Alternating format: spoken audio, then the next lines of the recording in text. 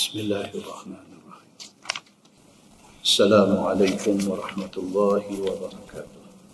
Alhamdulillah wa bihi nasta'in. Asyhadu an la ilaha illallah wahdahu la syarikalah wa asyhadu anna Muhammadan abduhu wa rasuluh. Wa nusalli wa nusallim ala hadzal nabiyil karim sayyidil mursalin wa ala alihi wa sahbihi ajma'in. Amma ba'd. أيها المؤمنون اتقوا الله أوصيكم وإياي بتقوى الله فقد فاز المتقون. Muslimin dan muslimat mudah-mudahan dirahmati Allah Subhanahu wa taala. Di dalam sebuah hadis an Adi bin Hatim radhiyallahu anhu qala كنت عند رسول الله صلى الله عليه وسلم فجاءه رجلان أحدهما يشكو العيلة والآخر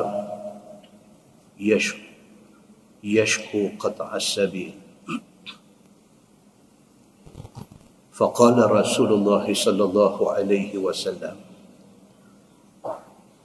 أما قطع السبيل فإنه لا يأتي عليك إلا قليل حتى تخرج العير إلى مكة بغير خفير وأما العيلة فإن الساعة لا تقوم حتى يطوف أحدكم بصدقته لا يجد من يقبلها منه ثم لا يقفن أحدكم بين يدي الله ليس بينه وبينه حجاب ولا ترجمان يترجم له ثم ليقولن له ألم أوتك مالا فليقولن بلى ثم ليقولن ألم أرسل إليك رسولا فليقولن بلى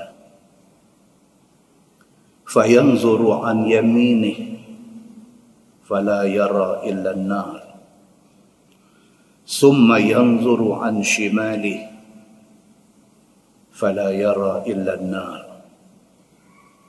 فليتقين أحدكم النار ولو بشق تمرة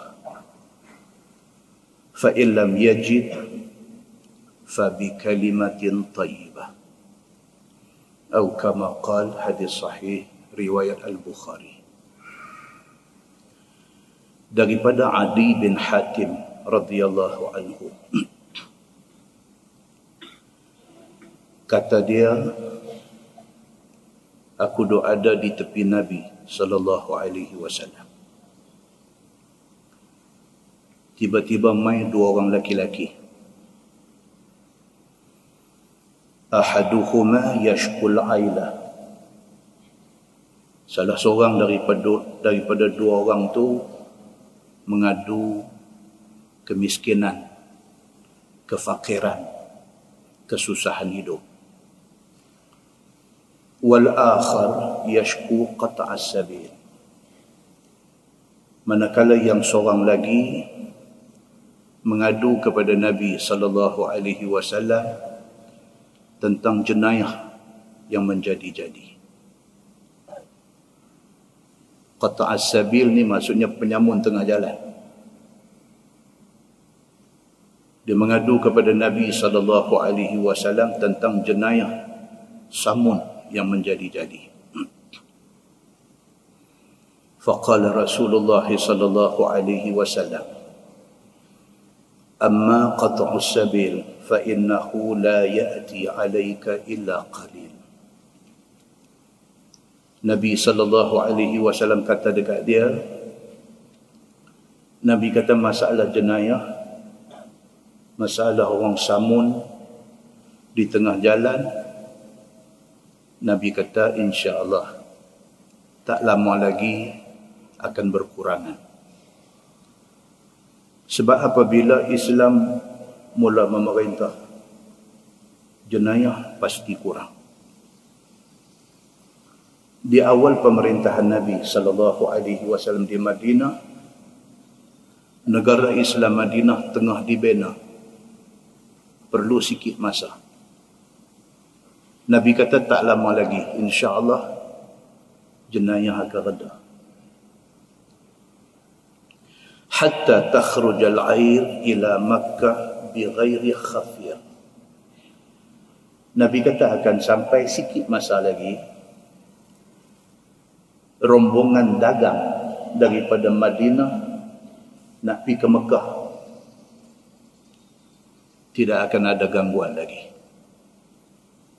Nabi kata sikit masa lagi, sabangsa kita tengah membina sebuah negara Islam, insya-Allah dalam sikit masa lagi tidak ada jenayah. Jenayah akan dapat dikekang. Sehingga kan pada waktu itu Nabi kata siapa bawa rombongan perdagangan daripada Madinah nak pergi ke Mekah, selamat. Selamat. Tidak akan ada gangguan seperti mana yang duk jadi sebelum ini. Wa ammal ailah. Nabi kata tapi ada pun masalah miskin, masalah fakir, masalah orang susah. Fa inna sa'ah la taqumu hatta yatufa ahadukum bi sadaqati la yajidu man yaqbaluha minhu. Nabi kata hak ni tak boleh selesai. Tapi kata Nabi sallallahu alaihi wasallam, kok mana pun sebelum kiamat, masalah miskin, masalah nak membasmi kemiskinan ini mustahil. Penyakit miskin ni akan sentiasa ada, cuma boleh berkurang, tidak boleh hapus. Nabi kata masalah kemiskinan, masalah kesusahan, masalah dihimpit kehidupan, masalah ni tak boleh nak habis. Tapi Nabi kata menjelang kiamat akan mai satu keadaan di mana satu orang kaya bawa harta, bawa duit ringgit, bawa emas perak nak bagi sedekah ke orang. La yajidu man yaqbaluha minhu. Tak ada orang nak terima. Pasal masa tu semua kaya. Selagi tak main masa tu, selagi tu ada orang susah. Kita boleh berkurang daripada ramai pada sikit, tapi nak perhabis miskin ni tak boleh habis. Tapi Nabi SAW kata di antara tanda kiamat ialah orang jadi kaya. Sehingga kan waktu tu orang kaya bawa benda dia nak bagi sedekah, tak ada orang mau, pasti semua orang kaya. Macam kita hari ni tuan-tuan, kita nak bagi daging korban, kadang-kadang tak ada orang. Kita nampak rumah dia nampak macam dhaif, kita singgah bagi salam, kita kata nak bagi daging. Allah, dia kata tak nak makan, punya banyak orang bagi, dia hampir tak mau daging korban. Hari ini kita dapat dah keadaan tu. Dah dapat dah keadaan nak bagi daging korban, susah nak cari penerima. Sebab dia dah dapat banyak, ataupun silah hari bulan, dia kata saya pun buat 2 panggu tahun ni. Kata Nabi SAW, menjelang kiamat orang kaya nak bagi sedekah, tak ada orang nak terima. Kemudian Nabi kata, summa la yaqifanna ahadukum baina yadayillah laisa bainahu wa bainahu hijab wa la tarjumanun yutarjim lahu. Nabi kata ingat, di hari akhirat esok kita akan diberdirikan di depan Allah Subhanahu wa taala. Yang pada waktu itu antara kita dengan Allah tidak ada hijab. Dan pada waktu itu tidak ada middleman. Tidak ada orang tengah. Yang pada waktu itu antara kita dengan Allah tidak perlu kepada penterjemah. Pada hari akhirat itu kita duduk di depan Allah, kita direct dengan Allah. Allah tanya kita, kita jawab ke dia. Tidak perlu kepada orang tengah.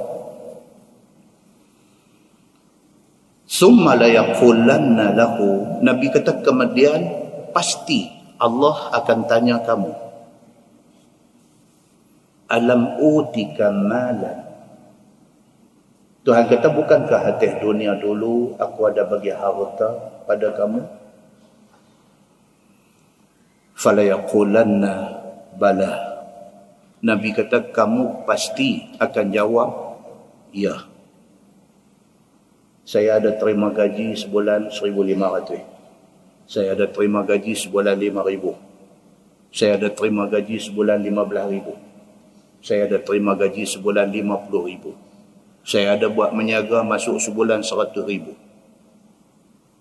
Bila Allah Subhanahu wa taala tanya manusia di hari akhirat esok, Allah kata, alam utika malan. Bukankah dulu atas dunia aku pernah bagi rezeki harta dekat hang?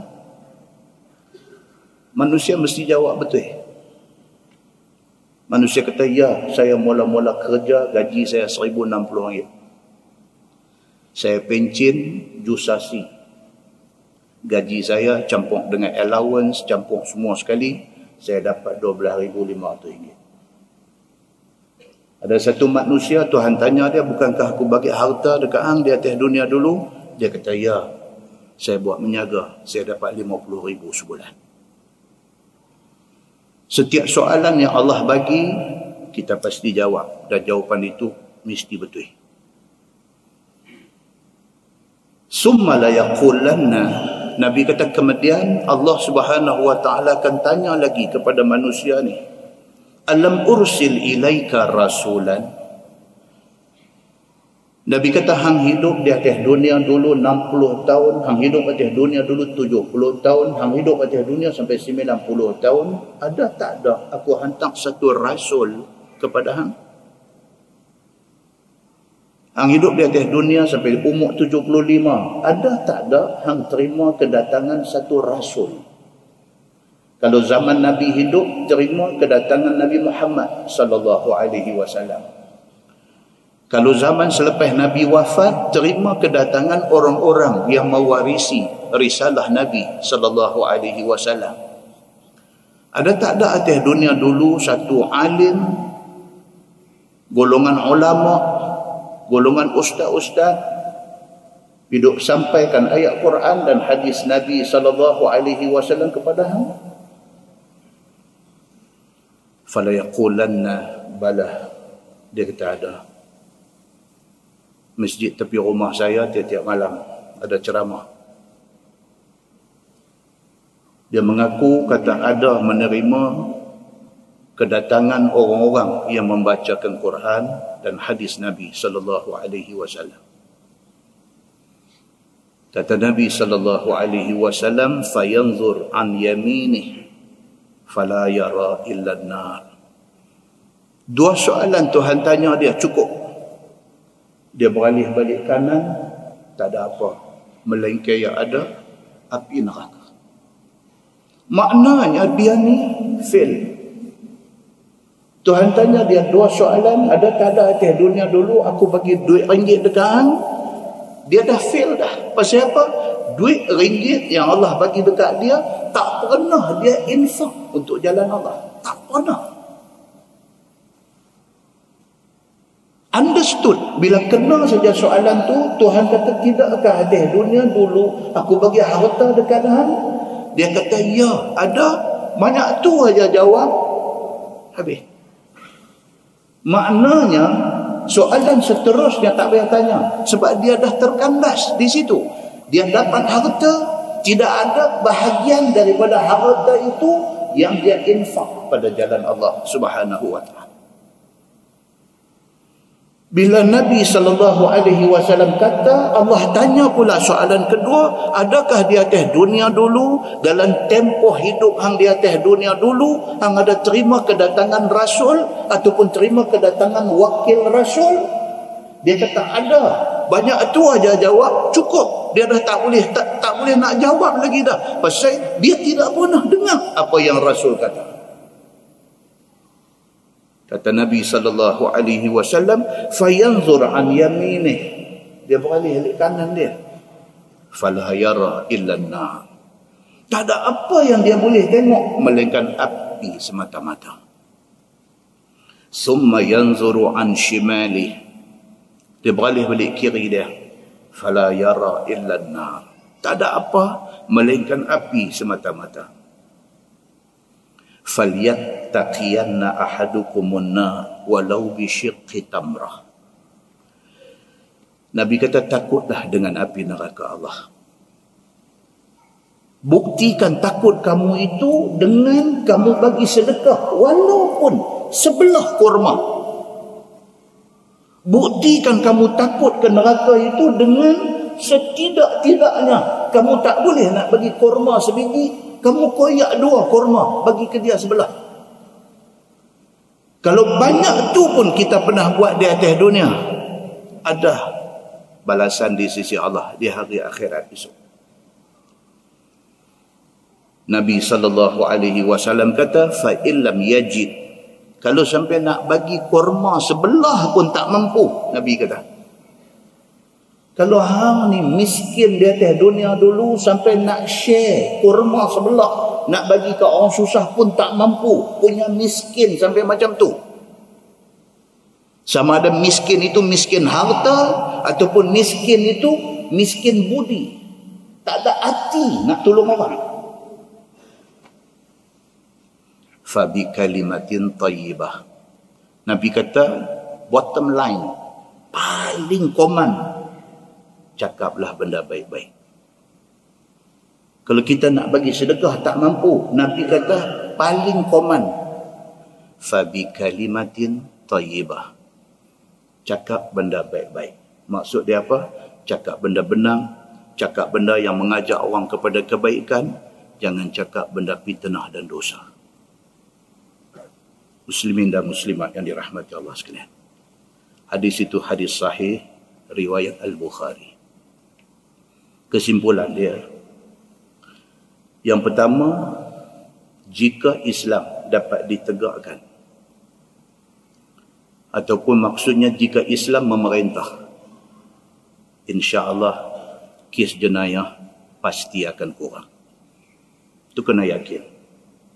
Kalau Islam diberi peluang memerintah, jenayah pasti akan berkurangan. Yang kedua, jenayah tak mungkin dapat dihapuskan, tapi jenayah dapat dikurangkan dengan bantuan Allah. Bukti dia apa? Allah Subhanahu wa taala berfirman dalam Quran, as-sariqu was-sariqatu faqta'u aydiyahuma jazaa'an bima kasaba nakalan min Allah wallahu azizun hakim. Sadaqallahul azim. Allah kata pencuri laki-laki, pencuri perempuan, kalau ditangkap dan sabit kesalahan curi, potonglah tangan mereka berdua. Jazaan bima kasabah, itu balasan setimpal dengan perbuatan mereka. Nakalan minallah, yang penting.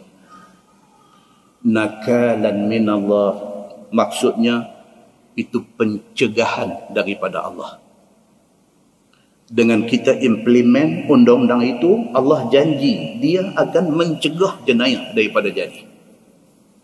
Nakalan, perkataan nakalan, orang putih kata deterrent, pencegahan. Allah janji kalau sekiranya hampa implement, kalau sekiranya hampa laksanakan hukum yang aku suruh ni dengan niat takut kepada aku suruh hampa buat. Nakalan minallah. Tuhan kata, aku pasti mencegah jenayah itu. Bila Allah janji dia masuk campur untuk cegah, tentu akan selamat. Itu keyakinan yang mesti kena ada.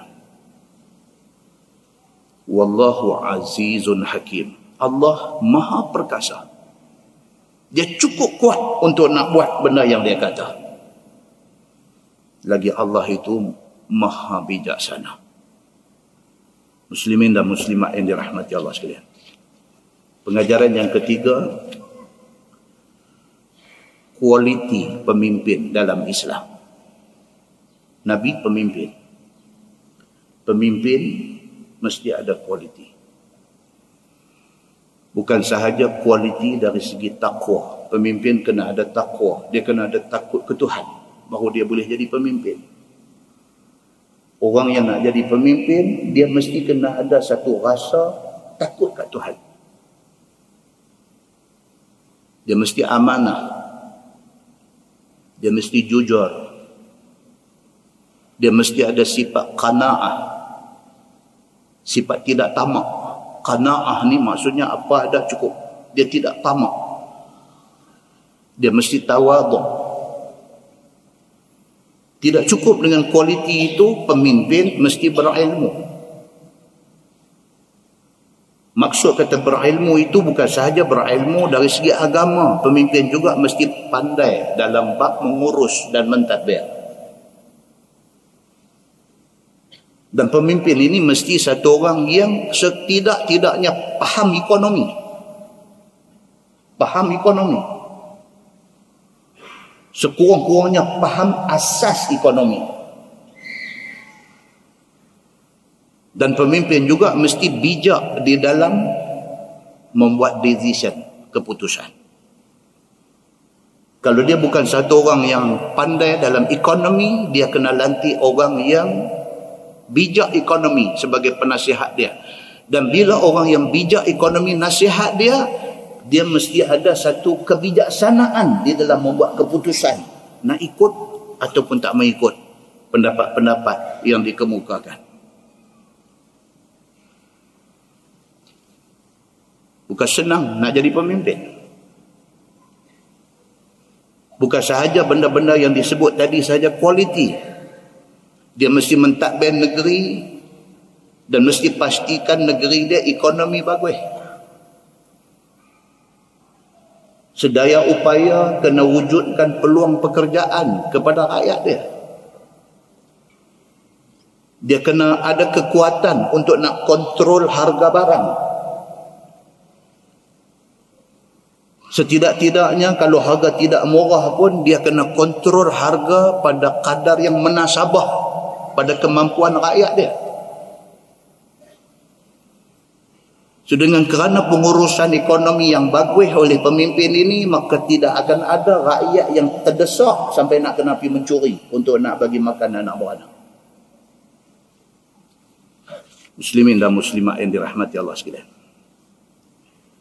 Pemimpin kena fikir ni, kalau sekiranya bercakap tentang soal pelaksanaan undang-undang Islam, pemimpin kena fikir macam mana nak mewujudkan barisan hakim yang mampu mengendalikan kes apabila dibicarakan.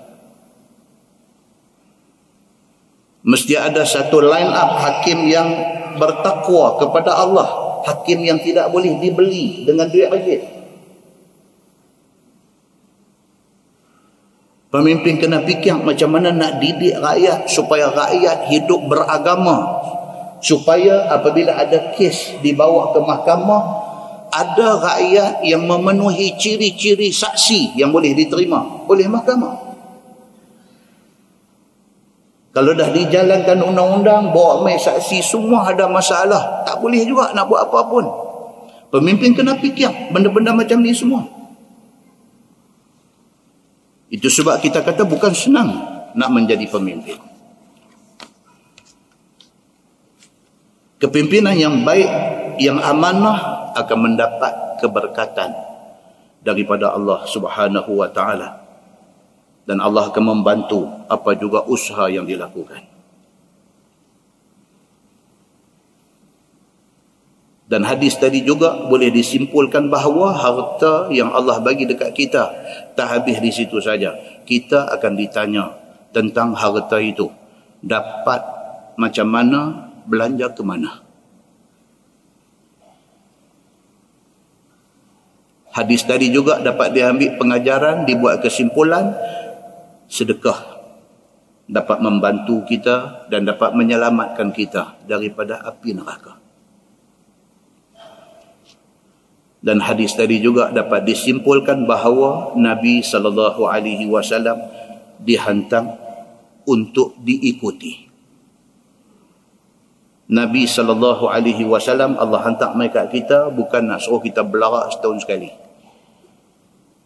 Nabi SAW dihantar mai dekat kita untuk diikuti. Maka contohilah Nabi SAW. Mudah-mudahan muqaddimah itu memberi manfaat kepada kita, insya-Allah. Kita menggunakan Bahrul Mazi jilid 21. Bahrul Mazi jilid 21 muka surat 57. Muka surat 57. Tuan-tuan buka 58. Muka surat 57. Tapi saya kata tuan-tuan buka 58. Pasal 57 itu cerita kepada hak 58. Jadi kita terus baca 58 sekali. Dia akan garap hak di muka surat 57. Tuan-tuan tengok muka surat 58. Dia kata masalah puasa dan awal waktunya. Bermula awal waktu puasa ialah daripada mula terbit fajar sadiq. Ini semua kita dah tahu dah. Baca nak tahu hadis saja. Tapi kita dah tahu dah. Bermula dalil yang menunjukkan yang demikian itu ialah Quran dan hadis Nabi SAW. Bermula hadisnya adalah hadis yang dikeluarkan oleh Imam At-Tirmizi. Kata dia an Adi bin Hatim qal sa'altu Rasulullah sallallahu alaihi wasallam anis saum. Dia kata diriwayatkan daripada satu sahabat Nabi yang bernama Adi bin Hatim. Katanya aku tanya Nabi sallallahu alaihi wasallam tentang awal waktu nak mula puasa. Bila disyariatkan puasa, sahabat-sahabat nak tahu tentang kaifiat puasa. Cara nak puasa. Bila mula tak boleh makan, tak boleh minum, nak terikat dengan pantang larang puasa ni, bila mula dia, bila start dia, dan bila berakhir masa itu kita boleh buka puasa. Nak kena tahu. Macam kita hari ni tanya Ustaz, sembahyang duha ni bila masa dia? Dia kata Ustaz, sembahyang duha dengan sembahyang isyraq ni apa benda? Nampak? Tuan-tuan, hari ni ramai orang semangat nak buat ibadat. Tapi nak buat dengan cara yang betul. Cara yang betul itu maksud dia apa? Cara Nabi SAW. Itu cara yang betul. Cara Nabi. Nabi semayang apa? Nabi semayang macam mana? Apa waktu yang Nabi semayang? Itu cara Nabi. Ustaz, semayang awal Muharram ada tak? Ini nak kena ikat dengan wayar ni. Itu mereka. Maksudnya apa? Dia mempunyai semangat untuk nak buat ibadat. Cuma dia tak tahu cara. Kita bagi tahu kat dia, okey, tidak ada hadis pun cerita tentang semayang awal Muharram. Hari itu saya pergi kuliah ustaz tu, dia kata ada. Dia buatlah. Yang ni yang kata dia nak buat pulut Sarawak. Apabila ibadat tidak dipaksikan kepada nas daripada Quran dan hadis Nabi, dia nak main lah ni semua. Kalang kabut ni semua nanti main. Itu sebab kita belajar ni pasal apa? Pasal kita nak tahu betul-betul Nabi habaq macam mana. Pasal apa? Pasal ikut Nabi, sure selamat. Sure. Kita tak mau gamble dalam ibadah. Kita tak mau gamble. Kita tak mau nak try, nak memperjudikan nasib dalam soal ibadah. Tak mau. Kita nak sesuatu yang pasti, sesuatu yang ada sumber. Tajuk yang kita baca ni dia nak cerita tentang puasa. Adi bin Hatim, dia pun Arab juga. Dia dengar Quran, dia faham terus. Dia dengar hadis Nabi, dia faham terus. Pun macam tu, bila mai hal melibatkan ayat Quran antara mula puasa dengan bila nak buka puasa, walaupun dia reti Arab, dia pun tak apa nak faham clear. Maka dia terpaksa merujuk kepada Nabi SAW. Diriwayatkan kepada satu sahabat Nabi SAW, nama dia Adi bin Hatim radhiyallahu anhu. Katanya, aku tanya Nabi SAW tentang awal waktu untuk nak puasa. Dengan kata aku kepada Nabi, manakah masa awal siang hari, ya Rasulullah, untuk kita mula puasa? Dia kata siang ni nak kena puasa. Bila start? Bila start? Kita duk puasa 20 tahun dah duk bertengkar pasal imsak tak habis. 20 tahun, 30 tahun, 40 tahun dah puasa. Duk bertengkar pasal imsak. Imsak ni maksud apa tuan-tuan? Stop. Maksud dia stop. Adakah masa imsak? Selalu kita doktor imsak dia bagi berapa minit? 10 minit dia bagi. Sebelum masuk waktu subuh, 10 minit dia suruh stop makan dah. Adakah cerita pasal imsak di dalam hadis Nabi?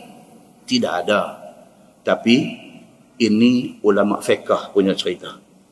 Dan tujuan ulama fiqh memperkenalkan waktu imsak juga tujuan baik. Tujuan dia apa? Supaya kita get ready untuk nak stop makan. Kita tak mau orang bang duk ada lagi benda dalam mulut. Tujuan dia macam tu. Tapi kalau sekiranya orang ni dia tak mau ikut waktu imsak, dia nak makan sampai bunyi bang, dia nak stop, boleh tak boleh? Boleh. Itulah yang diterangkan di dalam hadis Nabi sallallahu alaihi wasallam. Satu orang kata, ustaz, saya makan sampai masa imsak, saya duk makan lagi. Apa kita nak kata kat dia? Alhamdulillah. Dia kata, puasa saya batal tak batal? Tak batal. Hang dengar abang subuh hang makan lagi dah. Abang berhenti ya? Okey, cantik.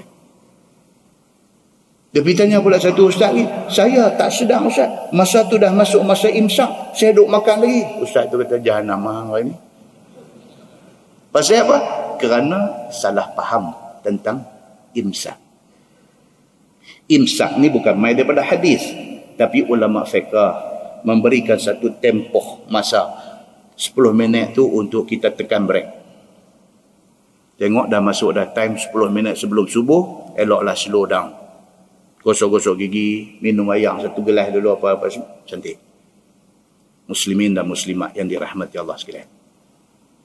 Bila Adi bin Hatim tanya Nabi SAW, bila masa nak mula puasa, faqala hatta yatabayyana lakumul khaytul abyad minal khaytil aswadi minal fajri. Maka sabda Nabi SAW bermula awal waktu puasa itu ialah sehingga nyata zahir bagi kamu benang putih daripada benang hitam daripada fajar. Ayat Quran mai dalam bentuk simbolik. Ayat Quran turun mai dalam bentuk, bukan bentuk yang jelas. Dia habaq simbolik. Dia habaq benang putih, benang hitam. Bila aku dengar sabda Nabi SAW itu, maka aku perbuatlah seperti ini. Ni Adi bin Hatim, dia orang Arab. Bila dia dengar Nabi kata, masa mula puasa, tengok apabila benang hitam jadi putih. Dia faham, dia Arab kan? Kalau dia orang Kumam, orang lain lah. Dia Arab, dia dengar benang hitam, benang putih. Satu orang Arab dengar ayat Quran ni, dia faham macam mana?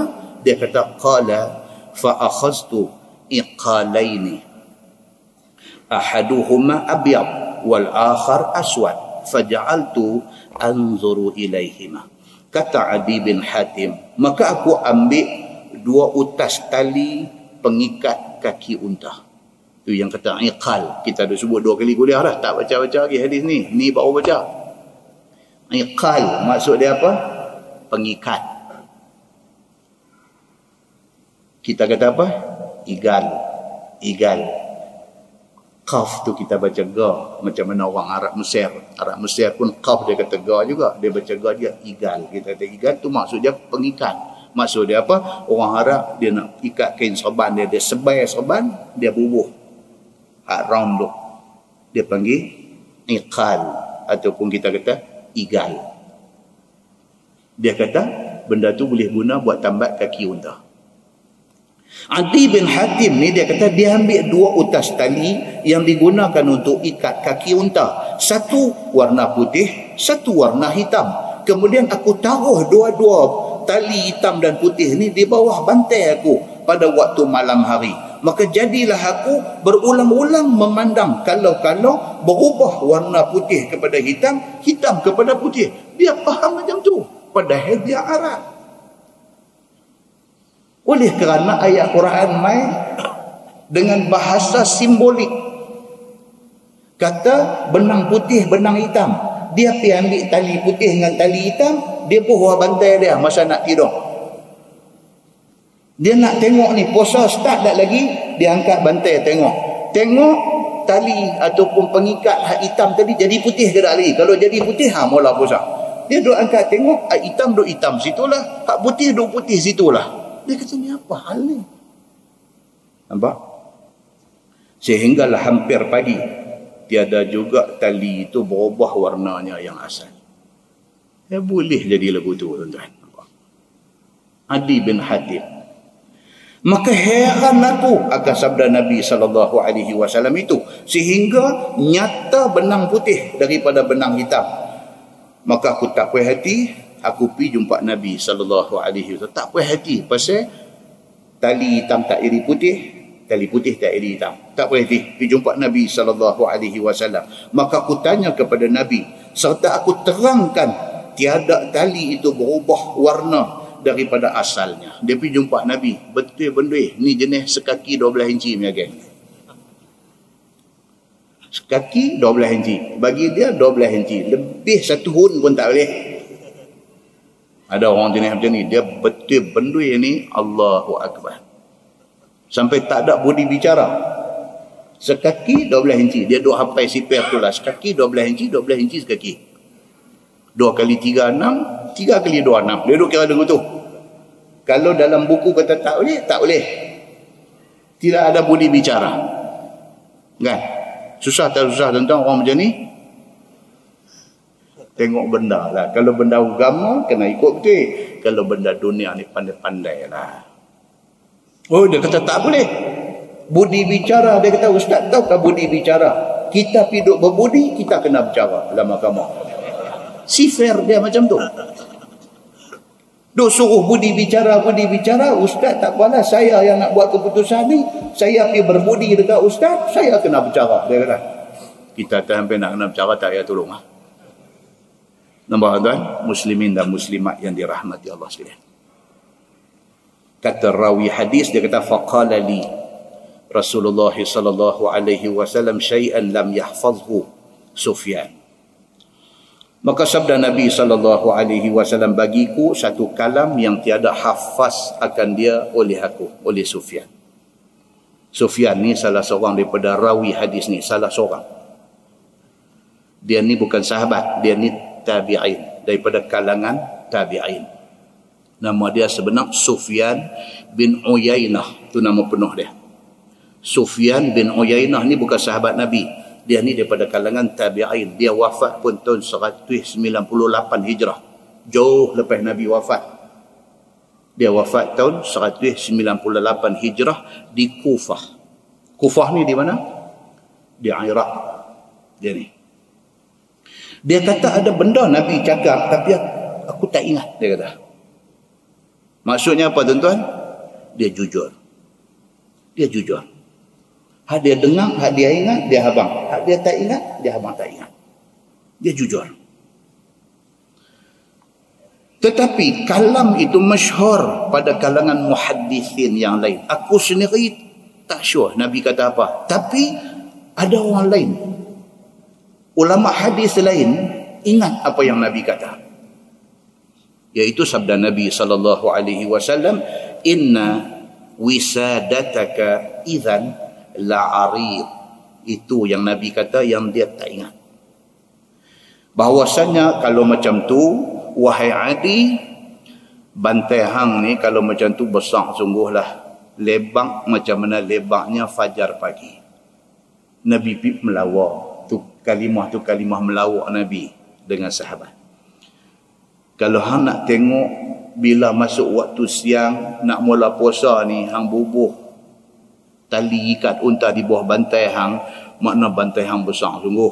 Bantai hang ni sebesar fajar di waktu pagi. Nabi kata begitu. Tu Nabi melawak tu. Nabi melawak tak tu je. Dia tak melawak macam kita ni. Kita ya Allahu Akbar. Buat lawak nak bagi orang gelak ni. Orang duk gelak sikit-sikit tak puas hati. Buat lagi. Nabi SAW dia tak macam tu. Dia melawak macam-macam sikit-sikit tu aja. Gelak dia pun habis sangat nampak gigi geraham. Macam tu aja. Kita gelak berdekah-dekah sampai berguling-guling atas kapal. Muslimin dan muslimat yang dirahmati Allah sekalian. Kata Nabi, ya Adi, tiadalah maksud benang putih daripada benang hitam itu macam mana yang kamu faham. Nabi kata, dah, bukan macam hang faham. Ambil tali hitam dengan tali putih bawah bantai, tunggu tali hitam jadi putih, tunggu tali putih jadi hitam. Bukan macam tu maksud dia, Nabi kata. Tetapi iaitu tali pengikat kaki unta itu tak akan berubah warna. Nabi kata, kalau hang kira lagu tu, tali tu tak akan tukar. Kalau hak hitam duk hitam situlah, hak putih duk putih situlah. Nabi duk habang kat dia ni. Pasal dia ni apa? Sekaki 12 inci. Kena habang titip. Ada dalam kalangan kita ramai-ramai ni, ada jenis tak tahu melawak ni, ada. Kita melawak, dia pegang semua lah. Oh takut tuan-tuan, orang macam ni takut. Kita duk melawak, nampak dia duk korek kenin. Dia pegang semua. Tuan-tuan kena pergi habang ada elok. Kata ni, aku melawak ya, hanya duk buat serius aku tu. Nampak tuan-tuan? Sebab manusia ni dia tak sama. Tak sama. Tak hati melawak. Kenin ni lengoh tuan-tuan. Duk korek je dia. Lengoh kenin ni. Ni aja ni tak hati melawak ni. Bila masa pun tengok dia kenin macam Bruce Lee. Duk bengkok situ lah kenin ni. Pasal apa? Dia serius. Dia semua benda serius. Bila kita pergi tanya dia, hang tak lemah ke kenin? Pun dia tak gelap. Dah kata hang ni apa ni sampai duk korok sedia ni. Tak kata apa. Dia tak faham tu kita punya cakap tu. Pasal apa? Sekaki 12 inci. Nampak tuan?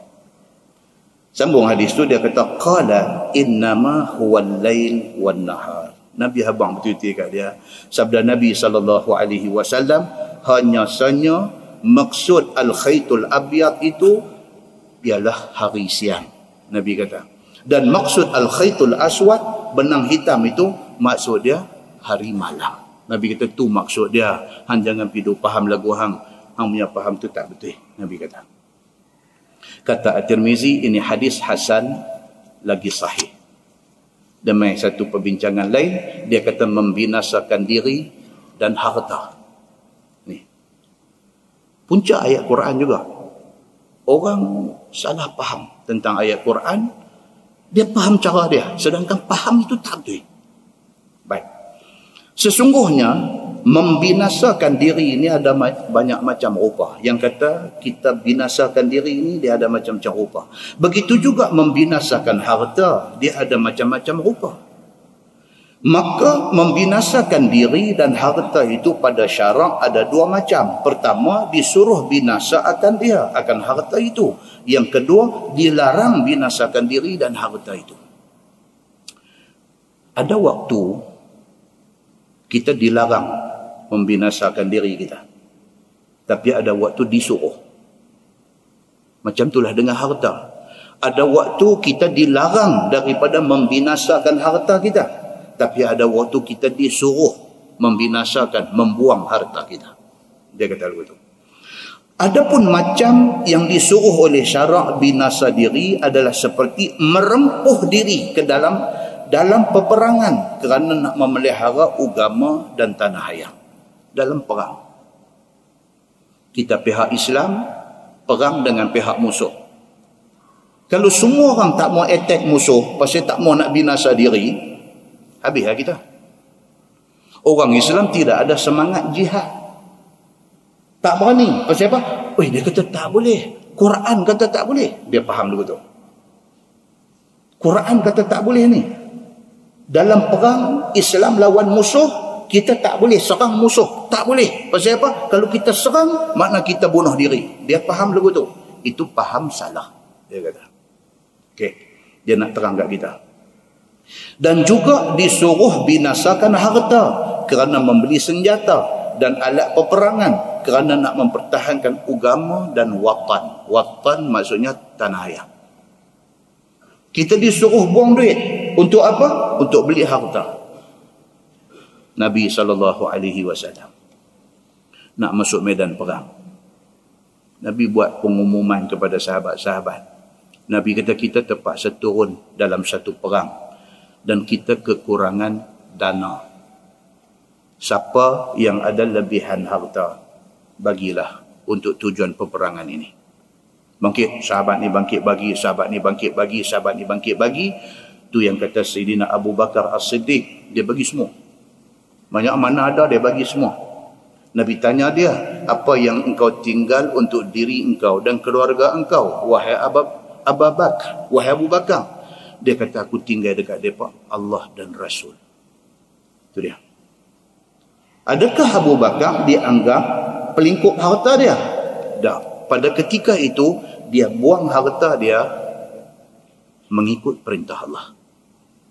Baik. Dan bermula membinasakan diri yang dilarang oleh syarak itu ialah seperti orang yang duduk diam diri di rumah, takut nak keluar pergi perang dan mempertahankan diri daripada agama dan watan yang disuruh oleh syarak. Ni. Orang panggil pergi perang, orang nak main serang negeri ni. Orang ajak dia turun pergi perang. Dia kata tak mau, aku tak maulah pergi duduk bunuh diri dalam perang tu. Adakah dia betul? Dia tak betul. Pada ketika itu, wajib kena turun.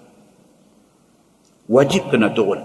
Dan dilarang syarak membinasakan harta kepada yang diharamkan. Dan harta yang banyak bertimbun-timbun tidak digunakan untuk nak membeli senjata dan kelengkapan perang dan nak mempertahankan agama dan juga tanah air. Dia ada duit. Orang minta dia keluar duit untuk nak bantu tentera pergi perang. Dia tak mau pergi perang. Kalau tak mau pergi perang, bagi duit pun cukup dah. Perang pun tak mau pergi, duit pun tak mau bagi. Dia membinasakan harta dia. Sebab apa? Sebab duit yang ada kat dia tu tak boleh tolong dia pun di hari akhirat esok. Tak boleh tolong pun. Muslimin dan muslimat yang dirahmati Allah sekalian. Maka apabila ada keadaan orang Islam yang demikian itu, apabila mai musuh melanggar negeri dan dialahkan dia, yakni dikalahkan oleh musuh, maka jadilah diri dia binasa, dibunuh dan hartanya diambil musuh. Dia tak mau pergi perang, dia tak mau bagi duit dia untuk bantu orang pergi perang. Akhirnya musuh mai serang, duit habis juga, pahala tak boleh, duit boleh kat musuh. Begitu. Dan anak isteri dijadikan tawanan bila musuh mai serang dan musuh menang. Anak isteri jadi tawanan dan jadilah binasa diri dan harta juga binasa pada jalan yang ditegah oleh Allah Subhanahu wa taala. Bermula dalilnya adalah dalam hal yang akan datang. Ni baru nak mai cerita dia.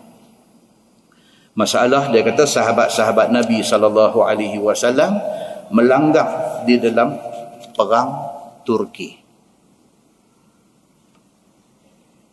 Berlaku perang pada zaman sahabat-sahabat Nabi, bukan zaman Nabi. Zaman siapa ni? Jadi perang Turki ni zaman siapa? Zaman Muawiyah bin Abi Sufyan. Zaman Muawiyah bin Abi Sufyan. Maksudnya Nabi dah wafat, Abu Bakar, Umar, Osman, Ali semua dah tak ada dah. Zaman Muawiyah bin Abi Sufyan baru jadi cerita perang Turki. perang Islam, pasukan tentera Islam masuk ke Istanbul yang pada masa itu dipanggil Konstantin pada masa itu. Sesungguhnya telah dikeluarkan hadis oleh At-Tirmizi, satu hadis yang menunjukkan sahabat-sahabat Nabi SAW pernah melanggar negeri Turki. Tuan-tuan, hebat tak hebat Islam pada masa itu? Islam pada masa itu hebat dia macam mana?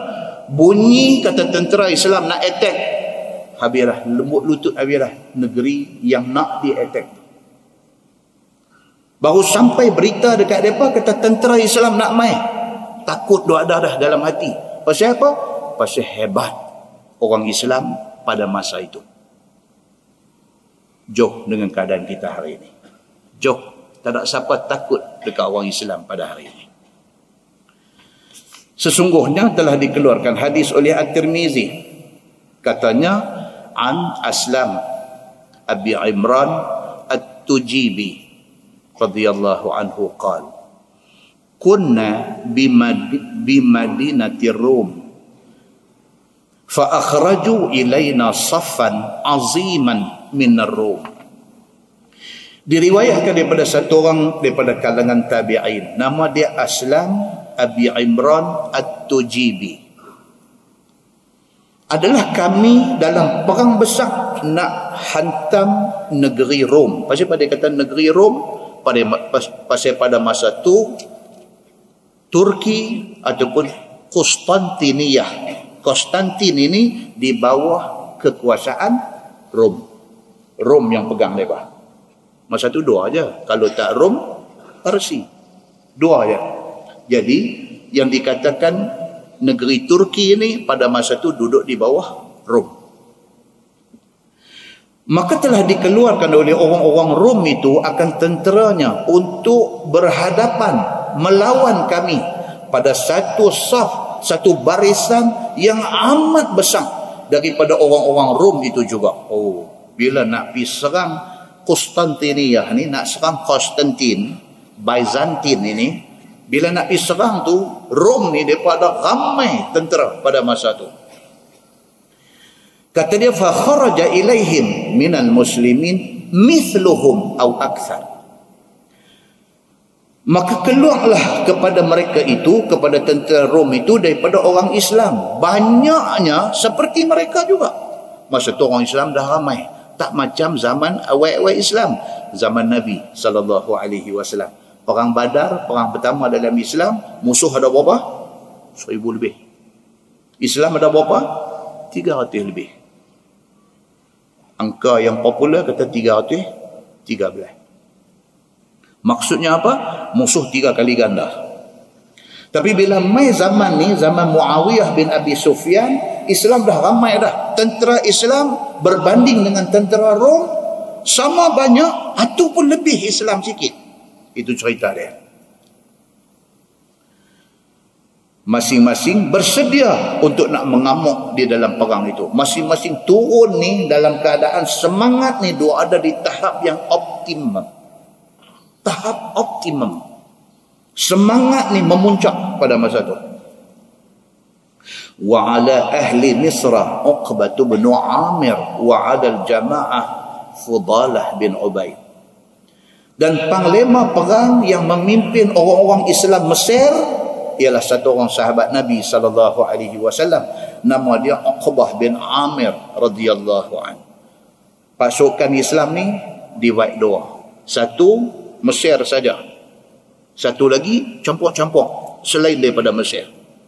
Hak duduk di bawah pasukan Mesir saja ni dipimpin oleh Uqbah bin Amir.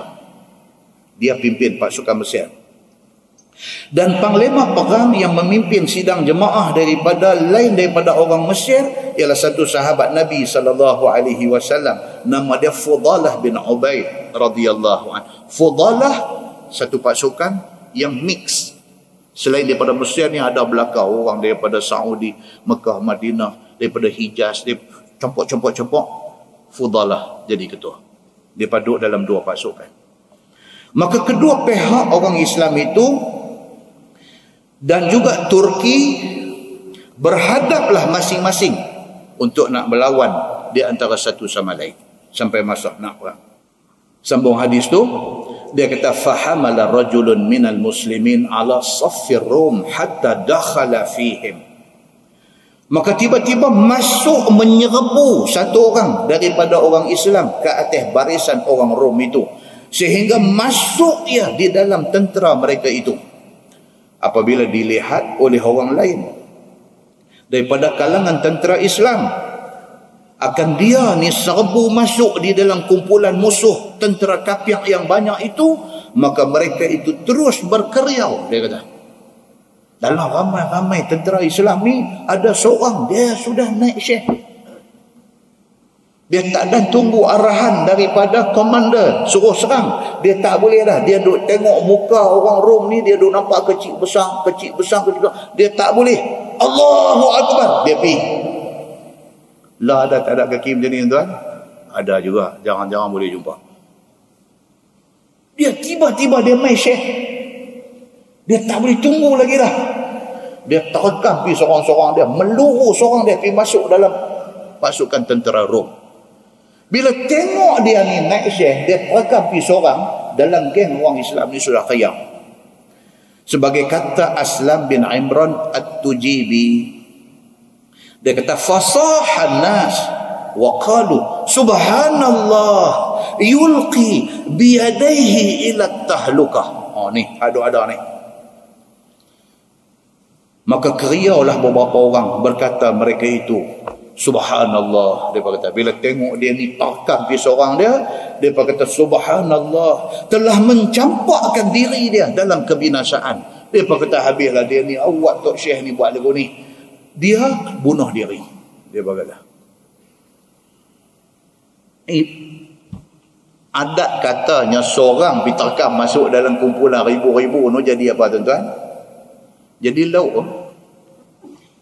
Dia ni cobek telinga, dia ni cobek paha, dia ni cobek hidung, dia ni cobek pipi, kira jadi lauk. Pis orang masuk dalam musuh ni. Maka sahabat-sahabat tentera Islam ada ni kata apa? Dia ni dah terjun dalam kebinasaan. Dia bunuh diri. Maka sebenarnya lah ia menyalahi perintah Allah Subhanahu wa taala di dalam Al-Quran. Tuhan kata wala tulqu biaidikum ila tahlukah, dan janganlah kamu mencampakkan diri kamu dalam kebinasaan. Maka sudahlah dia ni melanggar hukum Allah dalam Quran. Dia faham ayat tu maksud macam ni. Musuh tu ada ramai, hang pi masuk seorang, maknanya hang bunuh diri. Sedangkan Quran kata apa? Jangan terjun diri dalam kebinasaan. Tuan-tuan tengok yang kata sahabat Nabi ni, dalam nak perang tu, keriau baca Quran pula bagi lagi. Masya Allah. Masalah, dia kata tafsir ayat 195 suratul Baqarah tadi adalah kebanyakan orang berpegang pada zahir maknanya juga. Kalau pegang pada zahir ayat wala tulqu biaidikum ila tahlukah, jangan hampa campakkan diri hampa ke dalam kebinasaan. Kalau pegang hak tu aja, maksudnya perbuatan dia ni membinasakan diri ya. Kadang-kadang ayat Quran tidak boleh ambil faham yang macam tu. Dia kena tengok maksud dia. Okey, contoh. Dia main satu ayat dalam Quran, Tuhan kata wa man kana fi hadhihi a'ma fa huwa fil akhirati a'ma wa adallu sabila. Ayat dia macam tu. Tuhan kata barang siapa di atas dunia ni buta, fa huwa fil akhirati a'ma, akhirat esok pun buta. Wa adallu sabila, bukan setakat buta, bahkan itulah sesesat-sesat jalan dia.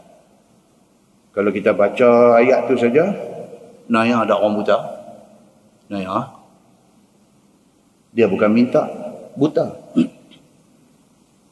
Allah bagi kat dia habuan atas dunia, dia buta. Atas dunia dia dah buta, tapi atas dunia dia hafal Quran, atas dunia dia jadi orang yang cukup saleh. Di sisi Allah, adakah hari akhirat esok dia akan dibangkitkan buta juga?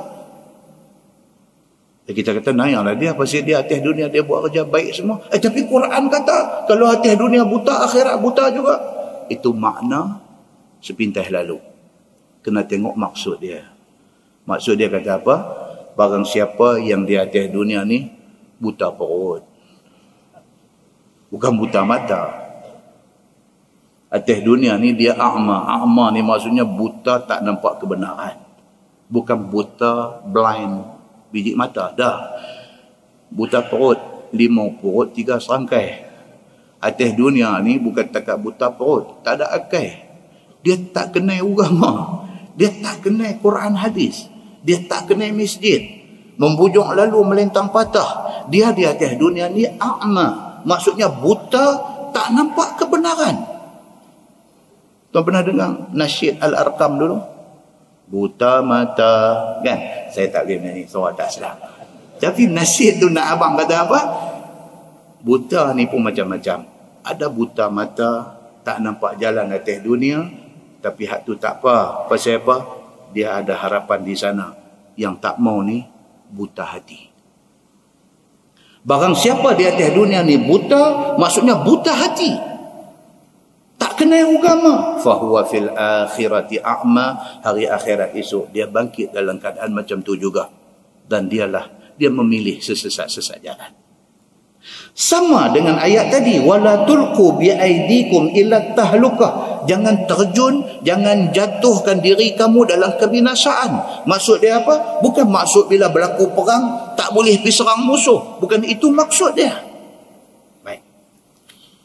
Kerana zahir maknanya barang siapa serbu ke dalam tentera musuh, mengamuk di dalam perang, maka dia orang yang mencampak diri dalam kebinasaan. Makna zahir nampak macam tu.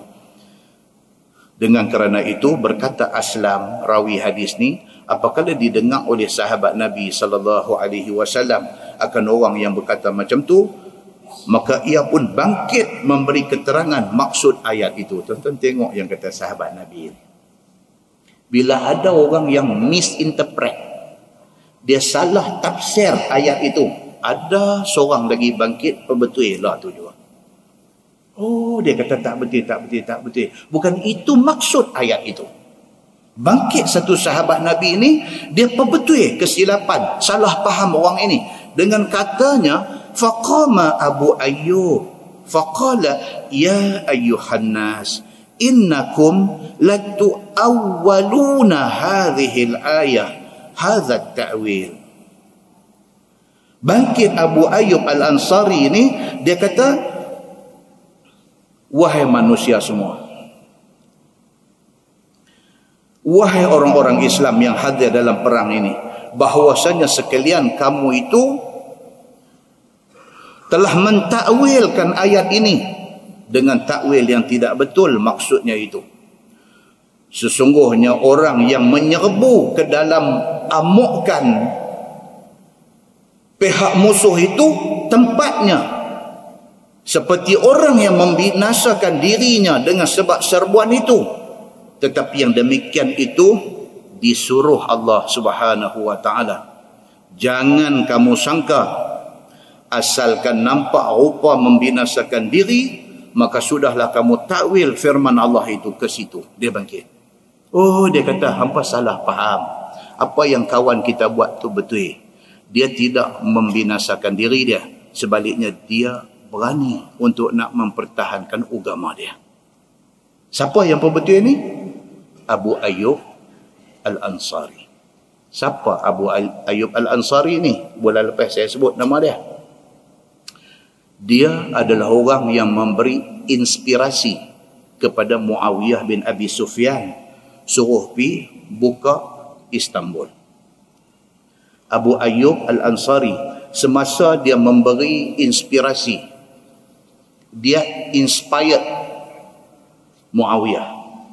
Muawiyah tak ada ingat nak hantar pasukan tentera untuk pergi ke Turki, untuk nak kuasai Turki. Muawiyah tak ada ingat. Tapi Abu Ayyub Al-Ansari, dia bangkit, dia kata kepada Khalifah Muawiyah bin Abi Sufyan, dia kata apa? Dia kata, ya Amiral Mu'minin, jom kita hantar pasukan tentera pergi ke Turki. kita buka Turki supaya orang Turki terima Islam. Pada masa itu Abu Ayyub Al-Ansari umur dia berapa tuan-tuan? 80. Bukan 18. Abu Ayyub Al-Ansari pada masa dia bangkit mencadangkan kepada Khalifah Muawiyah bin Abi Sufyan suruh hantar tentera pergi ke Turki. Pada masa itu Abu Ayyub Al-Ansari umur dia 80 tahun.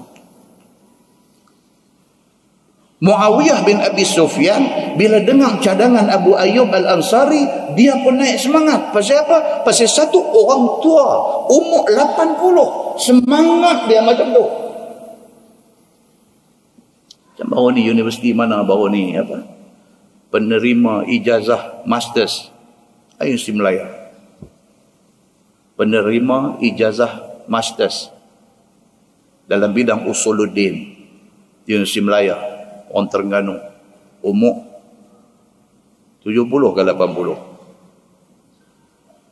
Kita baca pun garu kening, boleh luruh bulu kening. Dia ni 70 umur PMA buat apa benda lagi dah. Dia ada cerita dia. Mungkin dia nak bagi inspirasi kepada anak cucu dia. Kalau hampa tak boleh mengaji, karut. Tok Wan boleh buat MA. Umur Tok Wan dah 70. Abu Ayyub Al-Ansari, bila dia bagi cadangan macam tu, Muawiyah pun naik semangat. Muawiyah hantar anak dia yang bernama Yazid bin Muawiyah. Tuan-tuan pernah dengar nama Yazid? Oh, ini kasar punya kaki, tuan-tuan. Kan cucu Nabi Sayyidina Husain di Karbala punya cerita tu zaman dia. Yazid bin Muawiyah dibunuh di Karbala, kepala aja hantar balik ke Madinah. Kepala cucu kesayangan Nabi Husain dihantar balik ke Madinah. Zaman dia memimpin pasukan. Dan kepala cucu Nabi itu dikebumikan di Baqi', perkuburan Baqi', di sebelah kubur ibunya Fatimah. Badan dia tanam sana, kepala simpan sini. Sedangkan itu cucu kesayangan Nabi sallallahu alaihi wasallam. Cerita-cerita tentang Nabi sayang Hasan Husain ni cukup banyak hadis. Tapi begitu kesudahan yang terpaksa ditanggung oleh cucu kesayangan Nabi sallallahu alaihi wasallam. Dalam perang ke Konstantiniyah, ke Konstantin ini, Muawiyah hantar anak dia Yazid untuk bersama dengan Abu Ayyub Al-Ansari umur 80 ni. Dia bukan bagi idea saja, dia ikut pi dalam perang tu. Dia ikut sama dalam perang tu. Tapi bila sampai di sana, belum perang, dia sudah jatuh sakit. Umur 80. Akhirnya dia meninggal. Sebelum dia meninggal, yang kata orang tua semangat ni, Abu Ayyub Al-Ansari. Siapa dia ni, tuan-tuan? Nabi sampai di Madinah, Nabi pilih rumah dia untuk dijadikan tempat tidur Nabi. Abu Ayyub Al-Ansari. Sampai hari ni kalau kita pergi Madinah, Masjid Nabawi menghadap ke arah kiblat tu, belah depan sana dia ada satu jalan, dia panggil Syari' Abi Ayyub Al-Ansari. Jalan Abu Ayyub Al-Ansari. Pasal arah itu rumah dia. Ambil sempena rumah dia zaman Nabi dulu di arah tu, jalan tu kerajaan Saudi namakan Syari' Abi Ayyub Al-Ansari. Jalan Abu Ayyub Al-Ansari. Muslimin dan muslimah yang dirahmati Allah sekalian. Masa dia sakit ni, sakit menjelang kematian dia, dia pesan kepada tentera yang pergi perang ni. Dia kata, kalau ditakdirkan aku mati, tolong kebumikan aku, dia kata, di bawah kota Konstantin ini. Soal kita menang ke, kita kalah ke dalam perang ini, itu tidak penting. Yang penting, kalau aku mati, tanam aku di kota Konstantin itu. Pasal apa? Dia kata supaya, dia kata, derap kaki kuda tentera yang disebutkan oleh Nabi di dalam hadis itu aku dengar, dia kata. Tuan-tuan, semangat dah orang tuan ni, tuan. Oh. Pasal dalam sebuah hadis Al-Bukhari, Nabi SAW sebut, Nabi kata, la tuftahannal Qustantiniyah wa la ni'mal amir amiruhum wa la ni'mal jaysh dhalikal jaysh. Hadis itu hadis sahih, riwayat Al-Bukhari. Nabi kata, la tuftahannal Qustantiniyah. Nabi kata, pasti kota Konstantin ini akan dibuka oleh tentera Islam. Nabi sebut. Bila Nabi sebut, tuan-tuan, benar ni jadi tak? Tentu jadi. Tentu jadi. Dan Nabi kata, wala ni'mal amir amiruhum. Nabi kata, dan sebaik-baik ketua yang memimpin tentera yang nak pergi buka Konstantin itu adalah ketua mereka. Sebaik-baik amir, sebaik-baik ketua adalah ketua yang memimpin tentera untuk buka Konstantin. Nabi kata, wala ni'mal jaysh zalikal jaysh. Nabi kata, dan sebaik-baik tentera yang pergi nak buka Konstantin itu adalah tentera itu. Abu Ayyub Al-Ansari dengar hadis ni, dia yakin 100% apa yang Nabi kata tentu betul. Cuma pasukan dia ke yang nak menang ataupun pasukan mana, itu Allah yang tahu. Kalau aku mati, tanam aku di tepi kota itu. Tuan-tuan, akhirnya apa jadi, tuan-tuan? Kota Konstantin telah dibuka oleh siapa, tuan-tuan? Oleh Muhammad Al-Fatih. Muhammad Al-Fatih. Siapa ada duit, pergi Istanbul. Ambil package nak pergi umrah, singgah Istanbul. Just nak pergi pijak bumi bertuah ini. Bumi yang disebut dalam hadis tadi akan dibuka oleh pemimpin yang bagus, yang memimpin pasukan tentera yang bagus. Kita nak sampai di sana, kita nak pijak bumi itu. Kita nak pergi ziarah makam orang yang bagus ini. Sahabat Nabi Abu Ayyub Al-Ansari ini, kita nak pergi di sana. Dia tak berjaya. Tahun 1433 lahir mai pemimpin yang disebut oleh Nabi sallallahu alaihi wasallam. 1432 Masihi lahir ni orang yang Nabi sebut kata akan menjadi ketua yang baik kepada pasukan tentera yang baik ni. Lahir pada tahun 1432 Masihi. Lahir Muhammad Al-Fatih. Al-Fatih ni maksud apa, tuan-tuan? Fatihah maksud apa? Fatihah pembuka. Muhammad Al-Fatih maksudnya Muhammad pembuka Konstantin. Tuan-tuan, dia bukan sebarang jenderal. Dia bukan sebarang amir. Dia satu orang yang pakar dalam berbagai bidang. Saya dah cerita di masjid mana kan dulu ini. Dia satu orang yang pakar dalam bidang militeri, ketenteraan. Muhammad Al-Fatih satu orang yang pakar dalam bidang sains, dalam bidang matematik. Dia pakar, dia bukan reti, bukan boleh, dia pakar dalam bidang tu. Dia menguasai 6 bahasa dunia. Muhammad Al-Fatih yang memimpin tentera pergi buka Konstantinopel ini, dia menguasai 6 bahasa dunia. Dia menguasai bahasa Arab, dia menguasai bahasa Parsi, dia menguasai bahasa Turki, dia menguasai bahasa Latin, dia menguasai bahasa Hebrew.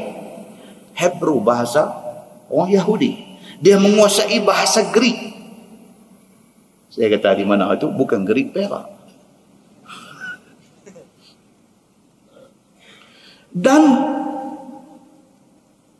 yang paling hebat daripada yang disebutkan tadi, lebih hebat daripada pakar militeri, lebih hebat daripada pakar sains matematik, lebih hebat daripada menguasai 6 bahasa dunia, lebih hebat daripada tu, dia satu orang yang religious. Dia satu orang yang cukup beragama.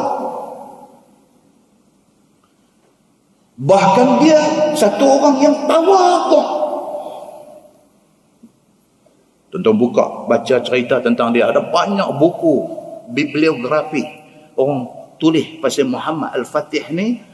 Persamaan daripada isi kandungan buku-buku ni apa dia? Dia kata dia antaranya dia daripada akil baligh tidak pernah tinggal sembahyang fardu. Itu kita kata aku pun sopa nanti saya tak habis lagi. Dia satu orang yang tidak pernah tinggal sunat rawatib. Yang tu sorat kita sikit. Dan sejak daripada akil baligh dia tidak pernah tinggal tahajud malam. Every night without fail. Main-main kau orang macam ni tuan-tuan. Kita sebulan boleh bangkit sekali tahajud. Pagi esok duduk tengok muka cermin. Nampak cahaya aku pagi ni. Boleh sebulan sekali pun jadilah. Alhamdulillah. Kan? Kita sendiri kata, bukan orang kata. Kita sendiri tengok. Punya kahutnya kita ada. Bukan sahaja Muhammad Al-Fatih ini hebat, tapi pasukan tentera yang dia pimpin juga terdiri daripada tentera yang hebat-hebat.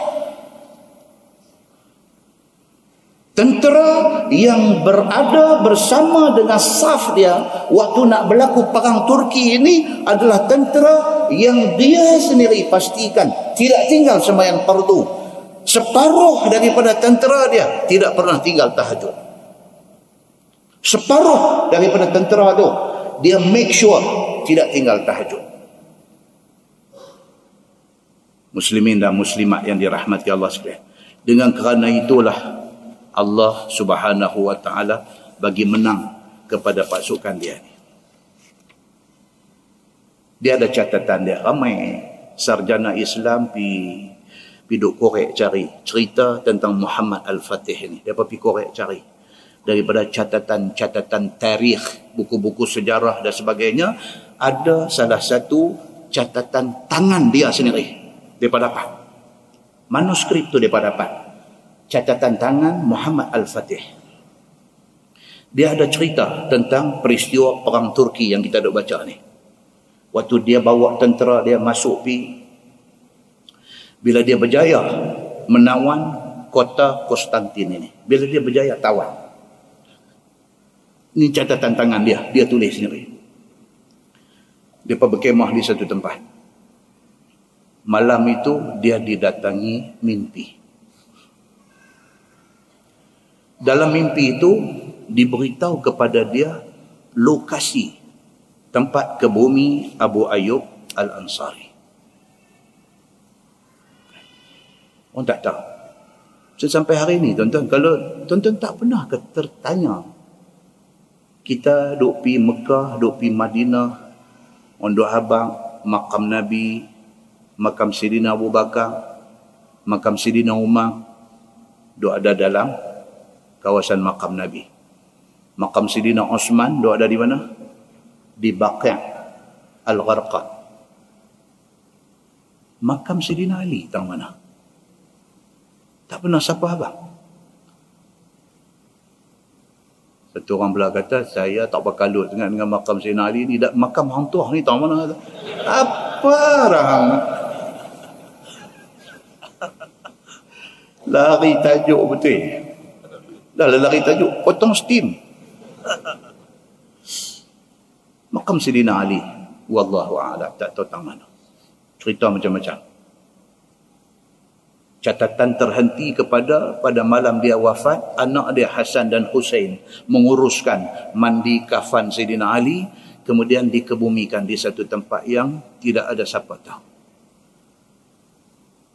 Muslimin dan muslimat yang dirahmati Allah sekalian. Muhammad Al-Fatih dalam mimpi, mai habang kata lokasi sekian-sekian. Bila dia jaga, dia ajak pasukan tentera dia pergi cari tempat tu dan korek. Ini catatan tangan dia.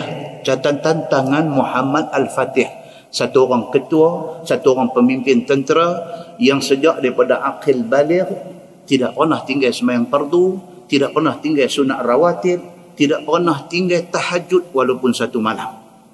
Dia tulis, mungkinkah orang macam ni berbohong?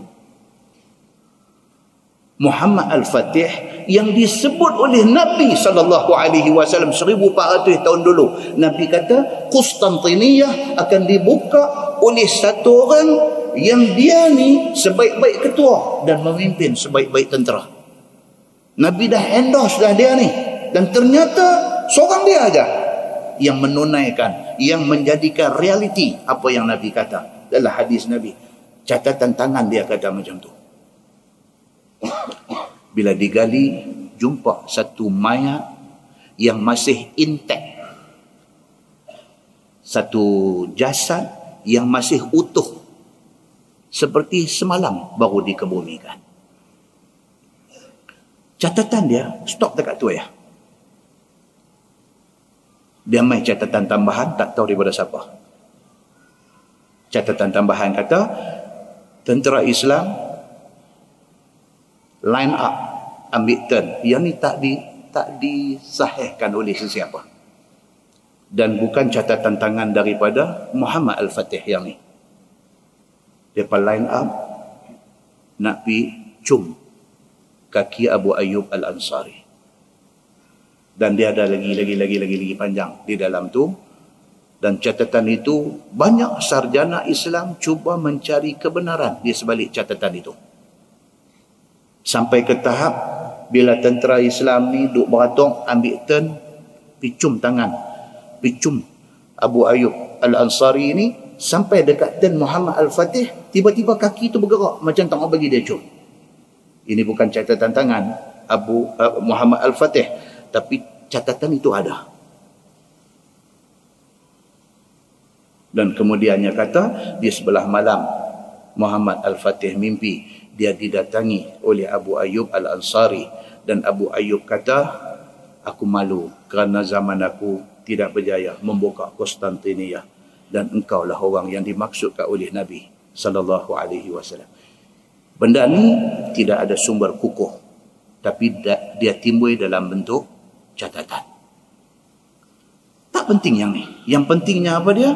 Tentang Abu Ayyub Al-Ansari. Dan yang kedua pentingnya apa? Tentang hebatnya Muhammad Al-Fatih di dalam peristiwa pembukaan Konstantiniyah, kota Konstantinopel ini. Muslimin dan muslimat yang dirahmati Allah sekalian.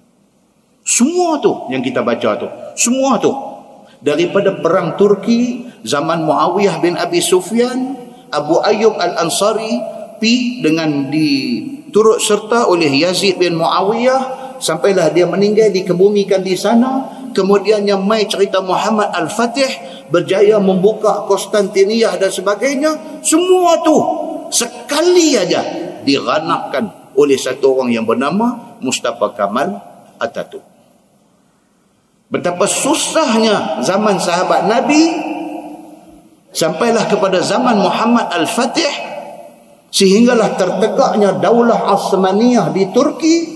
Macam tu punya susah. Segala benda yang dicurahkan, tenaga, wang ringgit, nyawa dan sebagainya, nak buka ni yang kata Istanbul, yang kata Konstantiniyah ini, tiba-tiba mai yang kata Mustafa Kamal Atatürk ni, dia perjahanam habis semua. Siapa dia ni?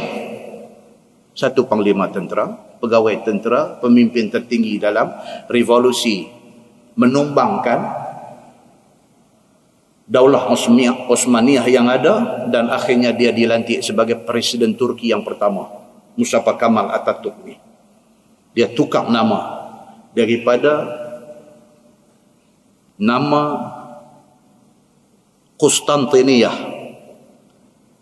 Muhammad Al-Fatih tukar Konstantiniyah jadi Istanbul. Kemudian piramid tukar jadi Isketambola.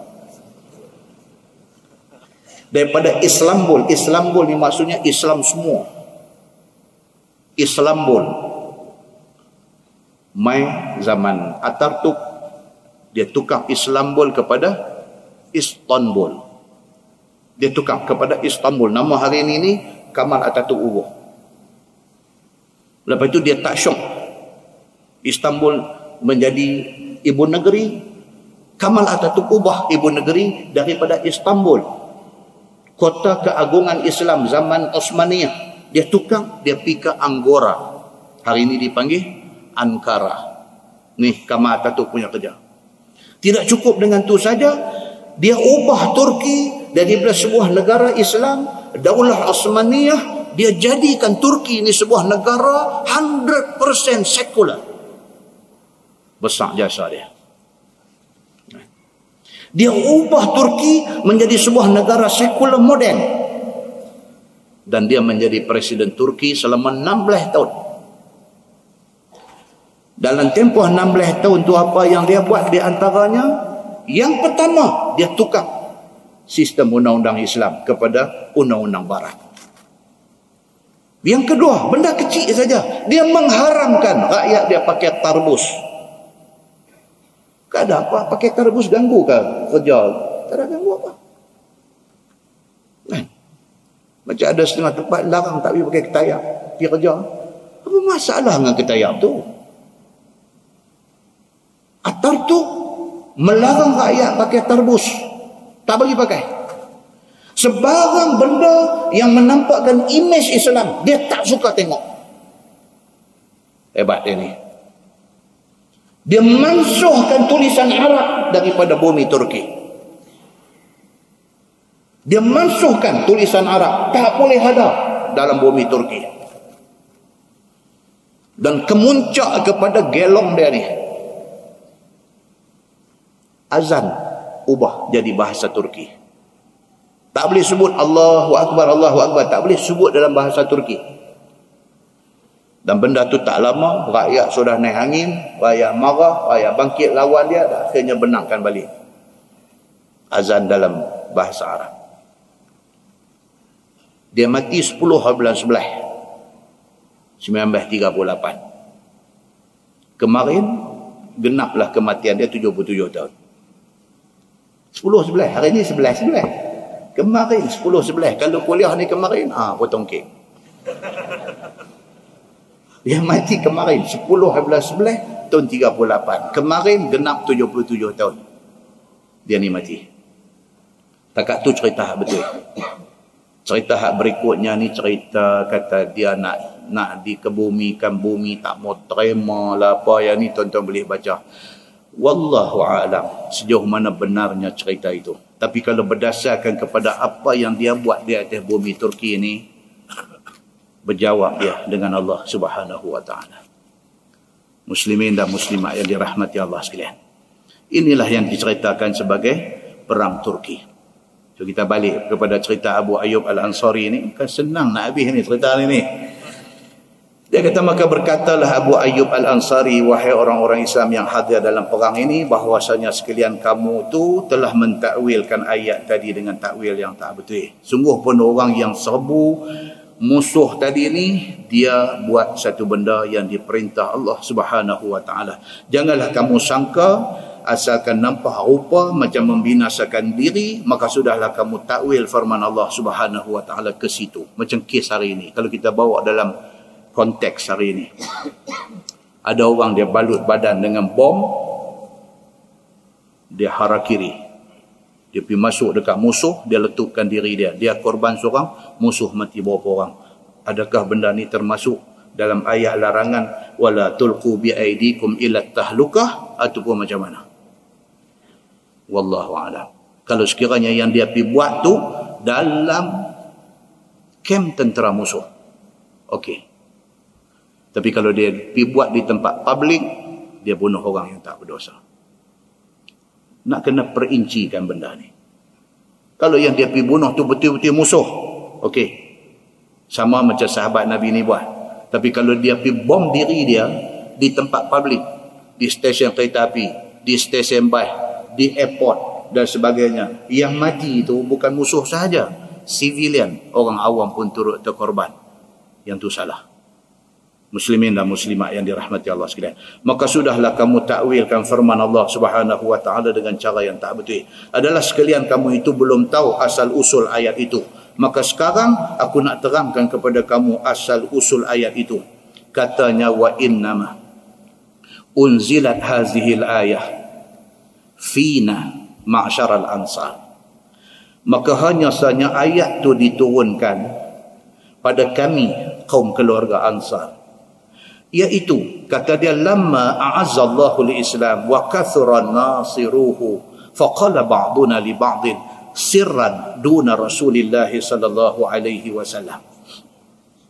Kata dia tak kala Allah memuliakan Islam, yang ni Allah menangkan Islam dan dikalahkannya berapa banyak negeri di tangan Islam, dan telah dibanyakkan orang-orang yang nak menolong Islam naik. Zaman Nabi susah, tuan-tuan, zaman Nabi.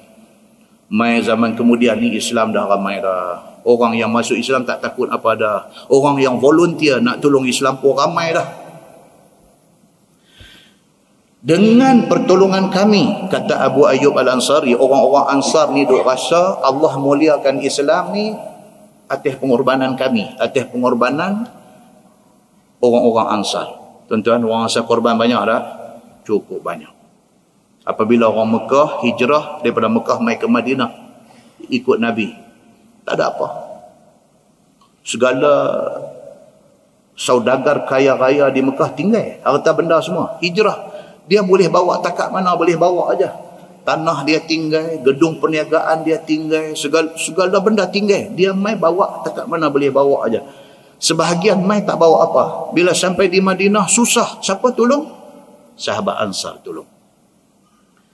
Jadi kata Abu Ayyub Al-Ansari, sama-sama geng Ansar ni bila tengok Islam dah jadi kuat ni, mereka sembang sama mereka. Mereka kata hari ni Islam dah jadi macam yang kita nampak. Islam dah jadi agama besar. Orang yang mengikut Islam dah ramai. Islam dah duduk pada kedudukan yang mulia. Semua ni pasal pengorbanan kita. Mereka kata. Pasal pengorbanan kita. Ini semua daripada pertolongan kita semua. Dan berhabis-habis wujud kami, jiwa kami, harta kami untuk nak mengembangkan Islam ke sana kemari. Kami habis semua. Tak kira duit ringgit. Nabi kata apa, ikut. Nabi suruh apa, buat. Sampai bagi isteri kepada orang muhajirin. Suruh orang muhajirin pilih. Isteri ada 4, pilih mau yang mana. Kalau kena pilih itu hak dia paling sayang, tak apa. Dia lafaz cerai, bagi dekat muhajirin. Pengorbanan orang-orang Ansar ni sampai tahap tu. Sampai tahap tak masuk akal. So mereka sembang sama mereka bila Islam dah kuat. Mereka kata apa yang Islam dapat hari ni, kok mana pun jasa kita ada, pengorbanan kita ada. Maka berkatalah setengah orang, maka berkatalah setengah daripada orang-orang kami bagi setengahnya dengan diam-diam. Mereka sembang sama mereka. Nabi tak tahu benda ni. Dia kata kitalah yang korban banyak, kitalah yang bagi duit, kitalah. Dia sembang sama mereka. Sembang sama-sama sendiri. Ketiadaan masuk bersama dengan sembang itu akan Nabi SAW. Adalah perkataan orang-orang kami itu demikian ini. Daripada sembang. Di antaranya dia kata, inna amwalana qad da'at wa inna allaha qad a'azzal islam wa kasura nasiruhu. Falau aqamna fi amwalina wa aslahna ma dha'a minha. Kata mereka bahawasanya harta kita sesungguhnya dah habis. Berapa banyak daripada harta kita sudah habis untuk perang. Kesana kemari kita korbankan untuk kembangkan Islam. Dan guna harta kita untuk mengalahkan segala negeri yang ada. Dan bahawasanya Allah Subhanahu wa taala sekarang sesungguhnya telah memuliakan Islam. Dan Islam sudah kuat dan sudah banyak orang yang nak tolong dia. Daripada kalangan orang-orang yang masuk Islam. Maka kalaulah sekiranya kita bangun sekarang ini untuk nak mentadbir dan menguruskan harta kita daripada binatang ternakan kita, tanah ladang kita, cucuk tanam kita, maka kita perbaiki, yakni kita pelihara jaga baik-baik binatang dan harta itu. Kita elokkan barang-barang yang habis rosak binasa, alangkah baiknya. Sama-sama orang Ansar ni kata apa? Kita dah korban banyak dah. Islam pun dah kuat lah ni. Apa kata? Kita slow down. Kita bagi orang lain pula buat kerja ni. Kita fokus balik kepada benda-benda kita yang dah habis ni. Harta kita dah habis, kita menyaga balik, cari harta balik. Tanah ladang kita selama ni kita tinggal, tak usahakan, kita usahakan balik. Apa kata kita buat macam tu? Islam pun dah kuat. Dia kata bagi orang lain pula pergi tolong Nabi. Kita tumpu kepada benda ni. Kita makmurkan balik hidup kita. Cari balik harta benda kita yang dah habis ni. Dan biarlah orang lain daripada kita pula pergi berperang. Dia kata. Dan kita duduk menjaga harta ini. Dan juga jaga segala tanam-tanaman kita ini. Dalam setahun dua misalnya. Dia kata kita rest dalam setahun 2 tahun. Kita bagi orang lain pula pergi berperang dan sebagainya. Itulah perkataan yang kami kata sama-sama kami, kaum Ansar, diam-diam itu. Maka tiadalah siapa tahu daripada melainkan kami sahaja yang tahu. Di dalam pada itu turun firman Allah Subhanahu wa taala, kata Abu Ayyub Al-Ansari, fa anzalallahu ala nabiyhi sallallahu alaihi wasallam yaruddu alaina ma qulna.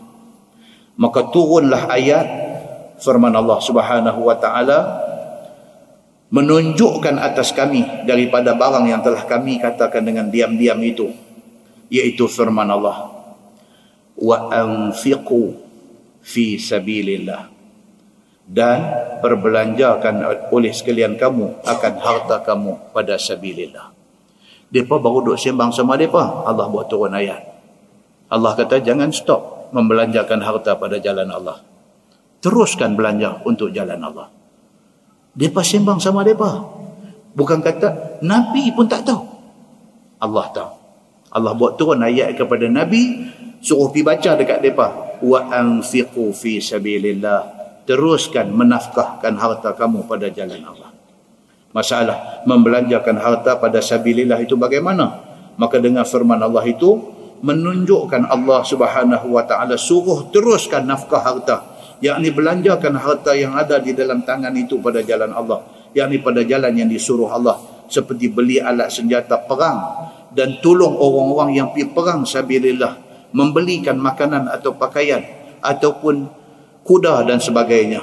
Dan telah didapati faham daripada hadis itu sebab turun ayat ini adalah kerana mafhum yang tadi ini. Jadi cerita dia apa tuan-tuan?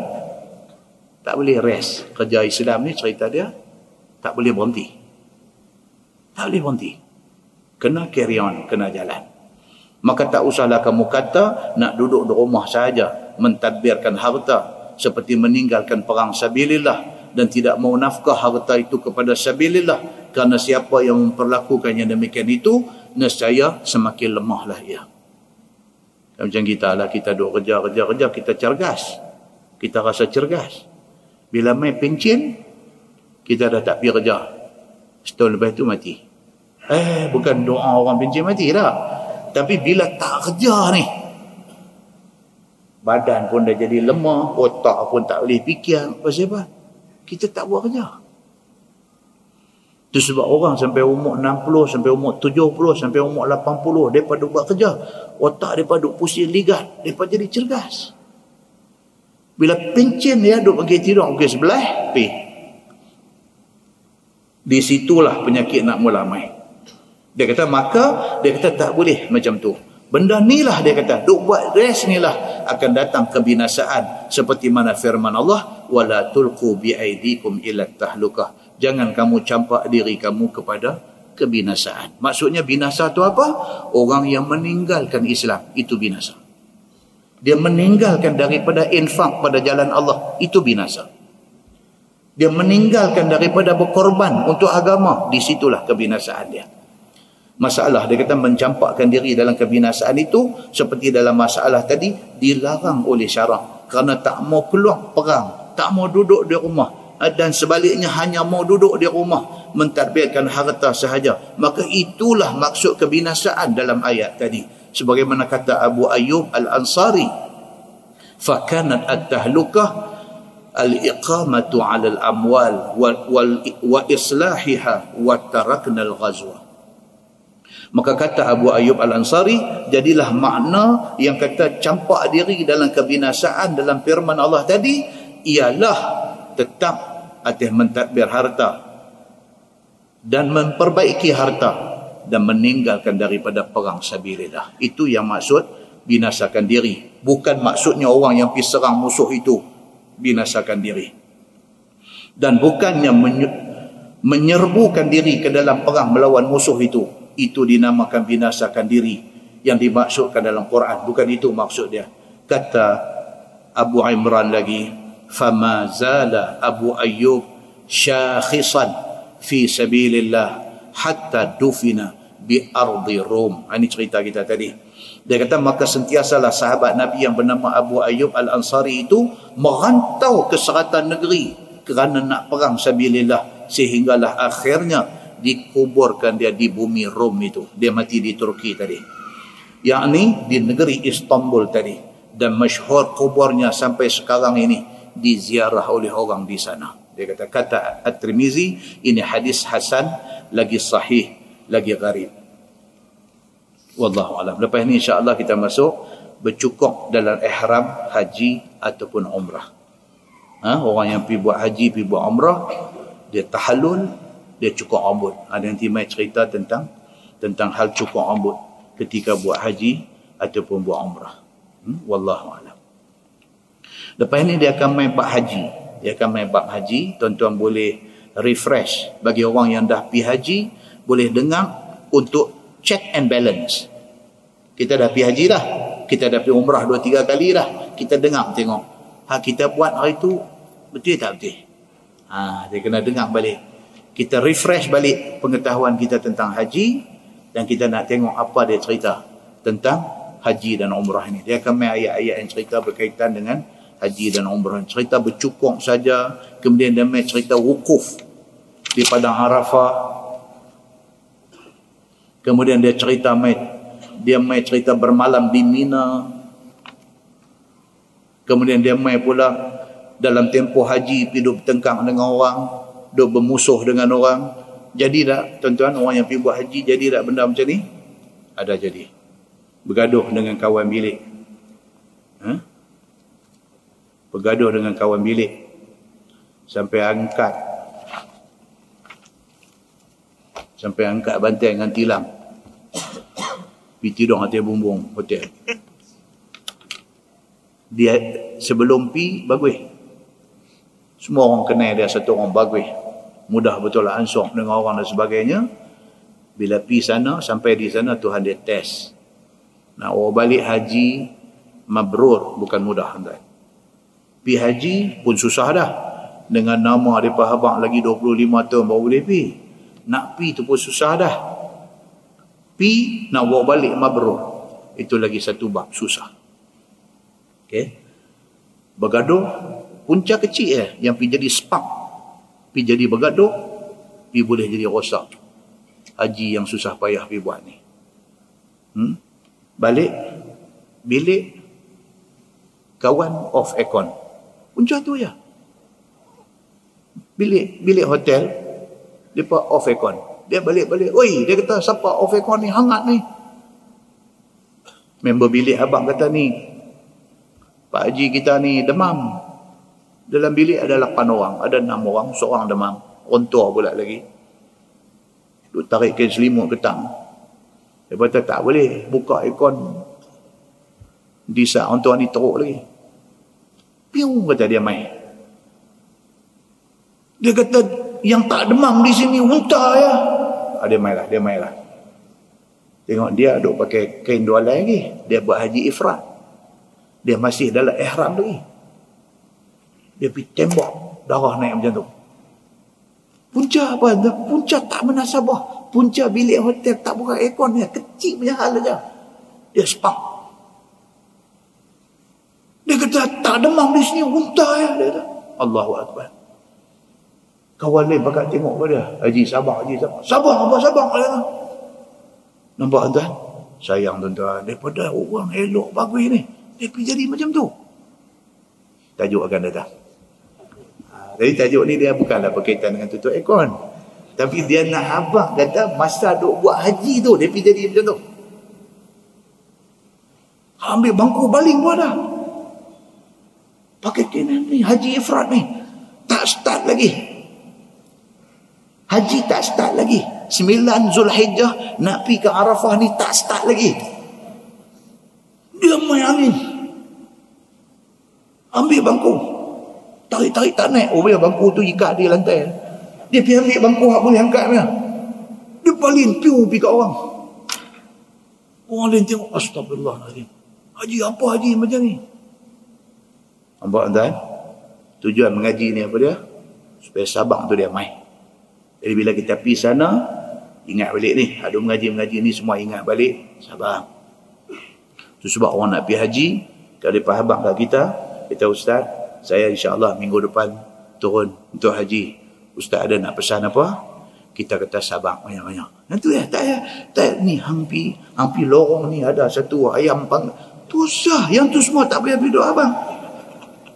Abang satu ya kat dia. Apa dia? Sabang. Tamu dulu ni. Ni tahu dia di hotel tang mana? Atau di padu abang ni belah ajian. Oh ajian hang tengok ni ada satu dalam tu ada satu ayam tonggek bagus. Tamu yang tu semua.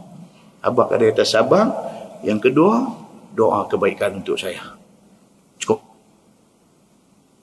Kita tangguh dengan tasbih kafarah dan suratul Asr. Subhanakallah. Asyhadu an la ilaha illa anta astaghfiruka. Bismillahirrahmanirrahim. Innal insana lafi khusr illa allazina amanu wa amilus salihati.